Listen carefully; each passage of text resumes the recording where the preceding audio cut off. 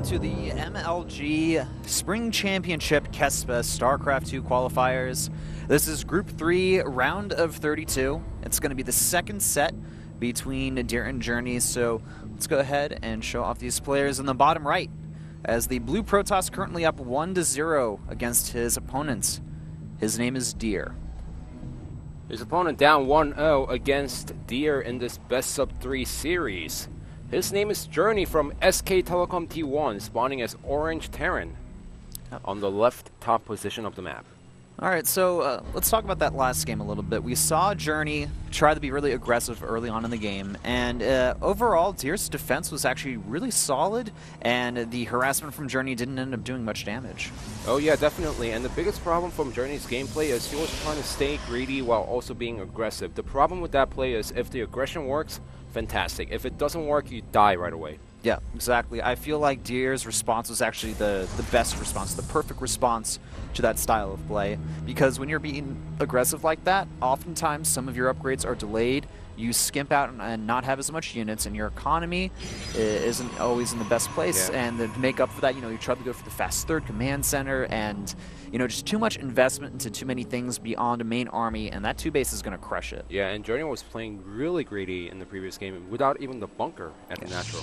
Yeah, which was quite surprising, because even the best Terran players, even if it try to play greedy, they at least make one bunker to make sure they buy enough time to get additional bunkers down. Look at this though, command center first from Journey here.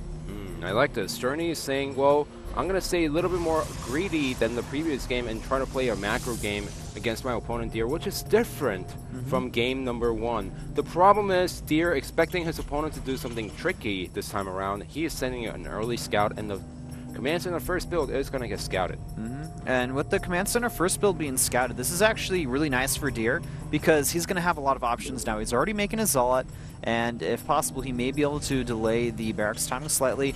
Good. I like that Journey is making 2 barracks here instead of just 1, and not trying to play too greedy here, because there is a lot of Protoss all-ins off of 1 base that can kill the command center first opening out in Heart of the Swarm. In fact, if you're trying to play a 1 Rax, you need to get a gas. If you don't get a gas, then you can't have the units you can't get the units and tech just out in time to defend against what Protoss player might do.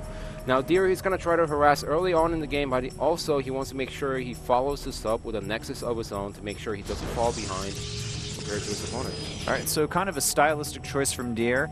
No matter what, he generally likes to finish the Zealot here. And will it get to his opponent's base in time before the bunker finishes? I don't think it will. It may be close, though. The probe's going to do what it can to kind of delay this, though. Yeah. The bunker is going to nearly finish, I have to say. The Zealot is only around 70% of its way towards Journey's base, but Journey also needs to make sure he doesn't lose any Marines before the bunker finishes. That's really crucial for him. Oh, if only Deer... he really wanted to finish it, but because the SCV was behind the bunker, he couldn't quite hit that. So the Zealot's going to go ahead and run into the main base, but now there's up to 4 Marines, and they can eventually cut this all to death. 1 Marine does end up falling, but overall, Journey, he gets the bigger end of the stick there. Yeah, same as the first game where Deer made the Zealot, and then the 2 Reapers just ripped it apart. Yeah, I guess Deer, he has YOLO Zealots. Yeah, well, also think about this. Deer's just trying to put his opponent in a little uncomfortable position, saying he's going to show the first Zealot.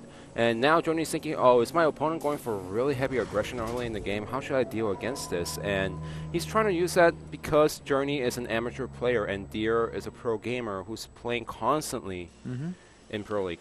And I do like the decision to kind of throw that Zealot out earlier as well, because it does just put your opponent a little bit more on the defensive, and if they're playing super greedy, sometimes you can actually end up doing a lot of damage, and the investment isn't really huge here. The Mothership Core does scout this supply depot on the edge here. I like that Journey's... Ooh, this is actually really cool.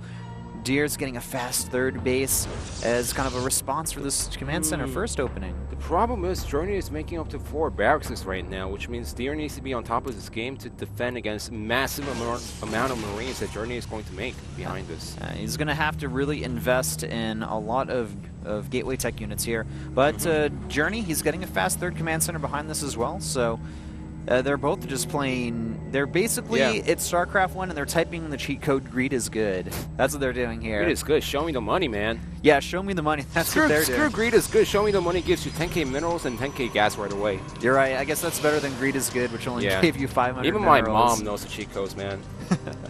I'm pretty sure I have every single Brood War cheat code memorized. Now we do have the Marines moving out on the map right now. Does Deer have enough gateway units to defend against this? I'm actually not sure. The Stalkers can do a little bit of kiting here, but uh-oh, Deer. He's got to be very careful. That Stalker dangerously low on energy, or on health. And the Militia Core Cannon is going to have to be used here, along in conjunction with the Guardian Shield. And Deer also does not want to let Journey's units... Oh, the perfect force fields. He was just trying to wait until the very last second to trap all of the Marines in the front. And yes, some of the sentries and Stalkers do get taken out, but the Militia Core and the Nexus is very safe. Yeah, the Marines going to move in the main base. They may be able to take out a few workers out, and they're going to focus on the Stalker instead. And eventually, Deer will be able to kill off these Marines, but not before they get a few probes here. So overall, actually pretty nice from Journey. He does grab one of those sentries, and he does kill off at least, like, 4 or so workers there. Yep, he gets 4 total. And this was actually needed because Journey traded a lot of his tech in getting a lot of Marines out early in the game. And that's also because he saw the early self from his opponent. He didn't know what his opponent was exactly going for. Stim Pack only starting just right now as the tech lab finishes. But also Journey saw the lack of tech on the left side of Deer's base, but he didn't check out the right side, which means that he doesn't know that the tech from Deer is also delayed at the same time. He didn't scout the third base, which means Journey has no idea that Deer is playing really greedily. Yeah, and because of this, Deer is actually going to get really far ahead in this game towards the mid-game, where normally that's where the Terran player would start to do really good, and this may actually confuse Journey and put him in an awkward position when he's like, alright, I'm going to attack here, but my opponent, wait, why does he have so many units? What's going on here? Yeah, and that's going to actually shock Journey once he sees the number of units streaming out from Deer right now. The Marines, they were supposed to send one Marine to the third base to make sure there's nothing too greedy happening from Deer's side, and then just try to apply pressure from the natural. But Journey only did one of the two, only applied pressure against his opponent. Well, you really can't blame Journey too much because it's really rare for a Protoss player to go for such a fast third base, and you know, Journey, or Deer, he actually had kind of a normal amount of units that you'd have in that situation, so Journey wasn't really thrown off by the amount of units in his opponent's base. I mean, to be completely honest, from the Terran player's perspective, you will never check for third base early in the game. It was so rare, like you said. And also, he's going greedy as possible. So he's fields go down here, and the Marines, that's a lot of them there, but they're stuck. This is a one-way trip for them. The Zealots are able to cut through them so fast. Stim, combat shields is not complete yet. This is going to give Deer a pretty significant advantage over his opponent Journey here now with that third base. You know, backing him up, he's going to have Storm soon, going for the Warp Prism, High Templars in production, +1 armor about to finish, second Forge on the way. Deer is doing amazing right now. Early pressure is good against Protoss player. Until a critical number of sentries are out, then you need the Medivacs, you need the Stim. Journey did not have both of them and try to go for the attack, and that's what happened. No. So Journey now is kind of... He's going to be forced to play defensive even though he doesn't want to. He wants to start dropping all over the place. He may get a few drops here and there, but, I mean, it's going to be really hard for him to make something happen. He can't. And Journey knows that he needs to play defensive. Look at the number of bunker at the natural. You never get a 3 bunker at the natural unless you know the Terran player is trying to defend as much as possible. All right, we do have a Ghost Academy on the way. Journey realizing that Deer is going to go into the Templar tech here, which is, of course, going to happen here. The Storm is about to complete, making a few Immortals behind this. We now have the Double Forge in production for Deer. He's going for the +1 attack, and his +2 armor on the way. Charge revealed. It has been completed here. The Terran player, though, killed the rocks at the third base expansion, and this is really nice. He's going to try to go for the Temple Archives. The upgrades to finish, however. Oh, the Medevac's so red on energy. It's going to go out alive because of a booster. Yep, those Medivacs do get away there, just barely, and the Templar Archives forced to be rebuilt, but luckily for Deer, his Storm finished right before that Templar Archives got picked off there, and now we're going to have some counter-harassment from Deer. He's going to move in with the War Prism and some Zealots there, and Journey, he doesn't have too many units for defense here, so, well, okay. Yeah, both players. Okay, he just drops one Zealot over there and gets sniped right away inside the main base. Really unlucky for Deer today as you know, the Warpin's play is not working out for him. No. The Zealot's actually doing a good job picking out most of those Marines, but a bit of a hiccup there from Deer, kind of thrown off. I guess his multitasking was elsewhere on the map.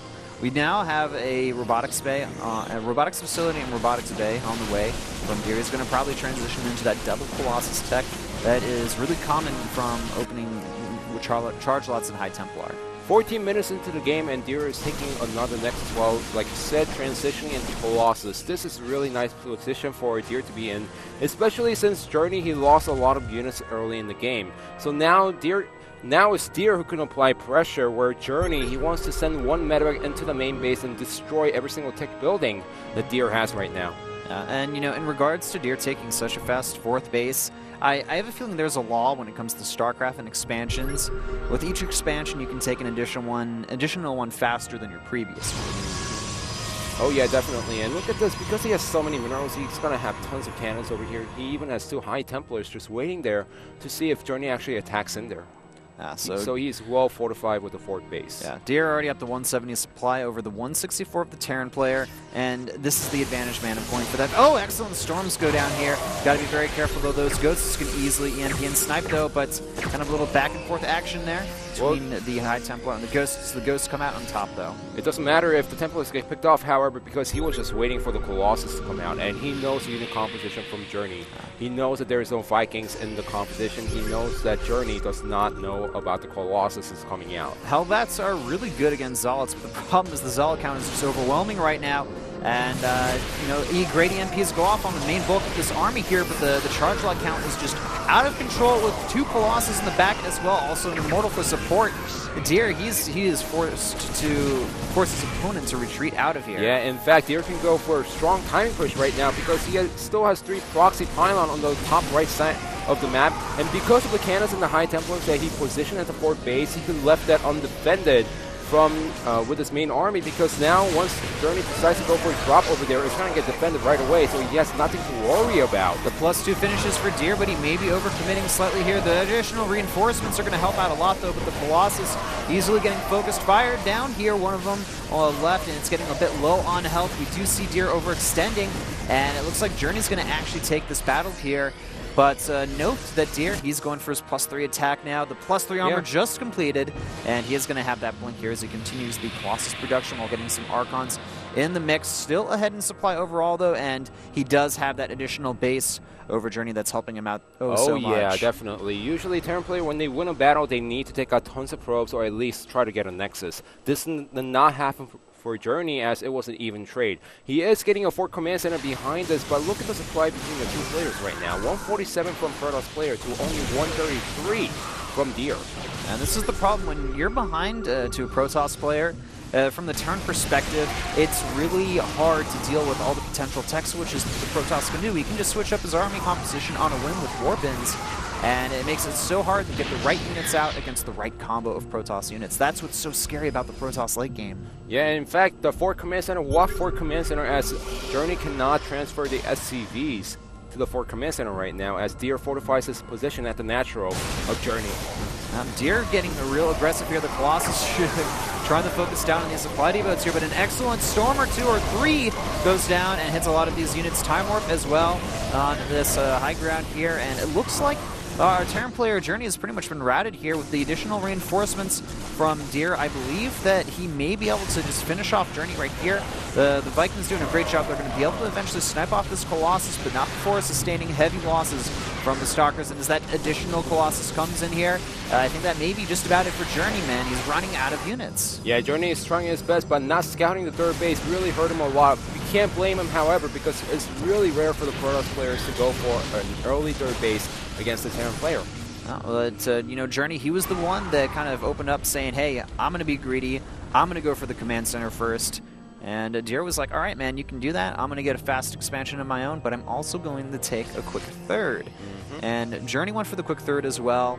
But the thing is, it wasn't at that third location, so he couldn't fully utilize that extra mining base. Oh yeah, definitely. If Journey saw that, he would have tried to harass the third Nexus as much as possible and got an earlier timing than his opponent where he hit a perfect timing window before Deer's economy started kicking in. But with Journey not scouting the third base, it just didn't work out for him at all today. The battles have been fantastic from Journey. The micro has been great. Yeah. But the problem is if you didn't see the third Nexus from your opponent, then it doesn't matter because now your opponent's just going to overpower you with the number of units that he has. Excellent Storms hitting the majority of the bio units there. Journey not completely prepared. His micro faltering in this position, and it looks like GG is called. That is too much for Journey to deal with. Deer advances from the round of 32, so let's go ahead and look at the results from Group C, and of course round of 32. We have Jambi with the bye in the first game. After that, Songduri defeats Comet 2-1. Here goes 2-1 versus Trust. Crazy 2-0s Mercury. And then in game 5, 0 defeats Fake 2-0. An additional 2-0 with Bisu over Hope. Zest defeats Cassia 2-0 as well. And then Junie goes 2-1 versus Sky High. Now Argo takes out Burning 2-0. Solar from Samsung Khan defeats Mini from STX Seoul 2-1. As you saw in the previous game, Deer defeats Journey 2-0. Cassia defeats Bravo 2-0. Hero from CJ Entus gets a bye into next round of 16. Brown also makes it into round of 16 by defeating True 2-1. Free takes out Bunny from CJ Entus 2-0, and Hiva takes out Nige 2-0.